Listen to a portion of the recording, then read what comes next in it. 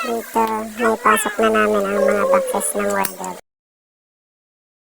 At ayan na nga, medyo nabuo ko na, malapit ko nang matapos dyan. Kaya medyo pahinga lang muna, masakit na ang sikit. Dito, tignan nyo naman ang mukha ko, haggard na, oh. Pagod na yan, oh. Yan yung mga lock niya. Saka, oh, diba? Krang!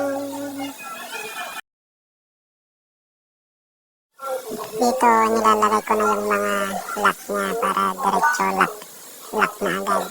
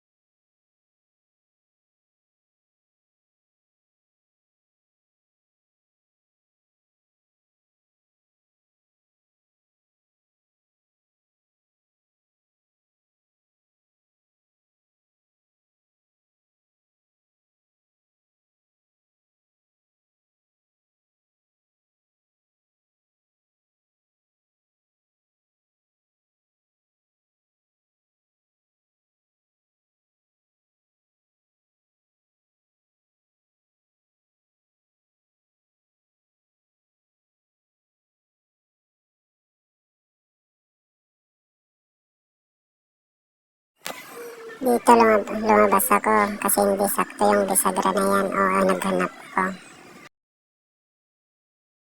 At ayan na nga, tapos na yan. O, diba? Pansin nyo yung kulang?